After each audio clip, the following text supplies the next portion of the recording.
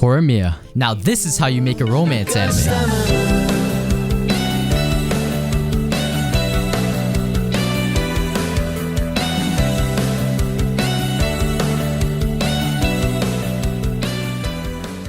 Ah yes, the show that made me realize that I'm really lonely.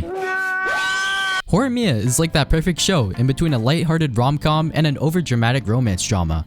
It meets that perfect sweet spot in between both of those, and that's what makes it so great. Usually, in romance anime, we have either a romantic drama like True Tears, or we have a very lighthearted romance like Wotakoi.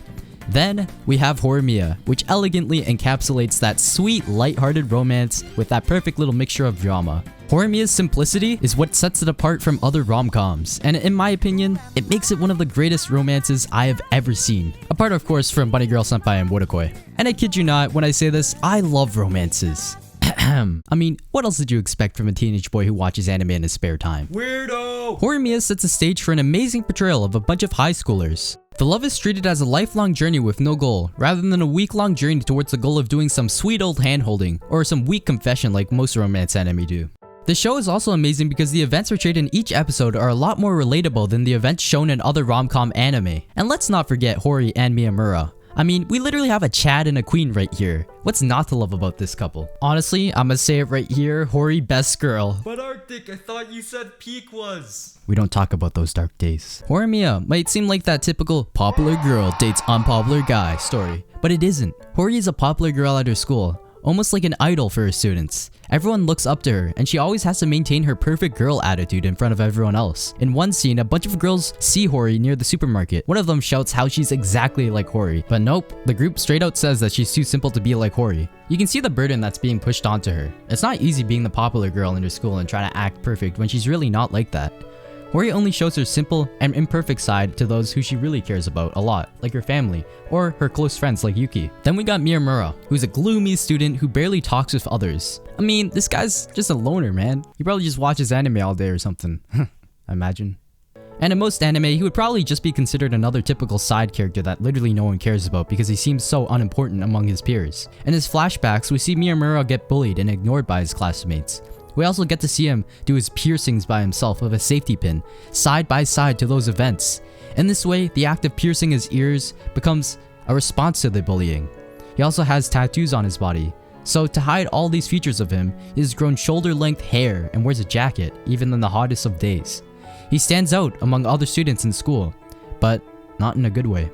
And then of course, we finally get to the meeting. Hori and Miyamura just happen to meet. Thanks of course to our bro Soda. Aw man, I want to pinch his cheek so bad. Okay, yeah. They both show each other their hidden sides. Miyamura gladly accepts a true Hori, and Hori accepts the real Miyamura. They spend a lot of time and slowly begin to develop feelings for one another. Heck, I mean, Miyamura literally starts visiting Hori literally every single day. I mean, this relationship's going by so quickly that by the time they're 30, they're gonna be grandparents. Hold on. Did they just do it? What? Sound the alarm, boys, sound the alarm. We already know the sequel for Horimiya is Hori is pregnant, she's a teen mom, and everything's gone wrong. Oh my gosh, what in the world is going on? This animation also has a certain warm feeling, thanks to the characters in it. It's almost surprising how an anime centered around two main characters is able to make us sympathize for the side characters almost as if those side characters are the main characters themselves. I mean, we got Yuki and Toru. I mean, let's be honest guys, Toru's basically a bro here. He's Miyamura's homie. And I certainly like these two characters almost as much as Hori and Miyamura themselves. Of course though, not all the characters are good. Of course we got Sawada, and oh my gosh, she will not leave Hori and Miyamura alone. She's annoying and doesn't know the idea of personal space. I mean, sheesh lady, 2 meters apart. Come on, let's social distance here. At least do that. She forces herself into the cast and takes away screen time that we could use better elsewhere. To be completely honest though, the only side characters I really cared about were Toru, Yuki, and Sota. The rest, well, I didn't really care too much about, to be honest. I mean, if you name a character Sakura, then you already know I'm not really gonna care about that character. But to be honest, Sakura was an okay character. She was okay. No, not that one. Let's talk about the main theme of the story. The main point of the story isn't what happens, but how things happen. We all end up hiding our real selves from the rest of the people around us. Perhaps for fear of ending up alone, ashamed of who we really are, or even disgust with our own reality. All the characters have this idea.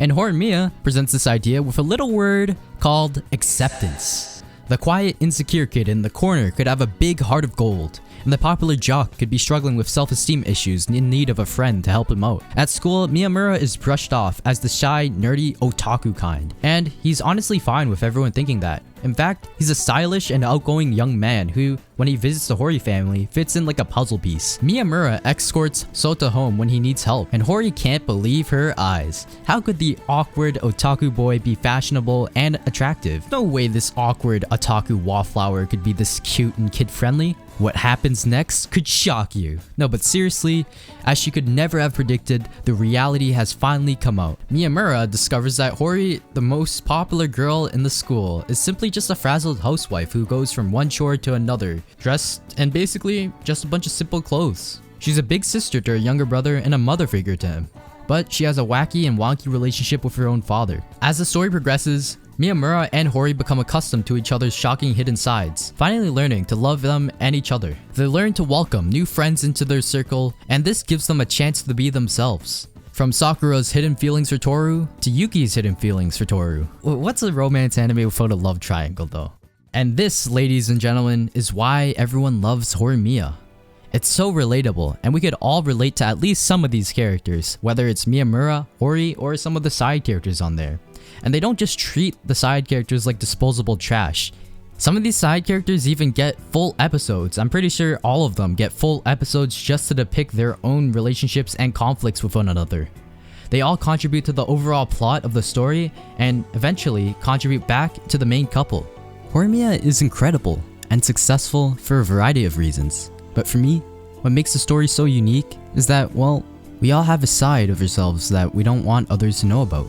The more we work to understand and embrace that side, the more people and places may want to accept it as well, making life way more special than we may have anticipated it to be. And Horimiya places some great emphasis on its side characters as well that we don't really see in many other anime, and the impacts that these side characters have on the main couple. It's just overall sweet and nice to watch. So overall, I really enjoyed my experience watching Horimiya, and I hope you guys did too. If you haven't seen this series, then I highly recommend it. So go ahead and watch it. Peace.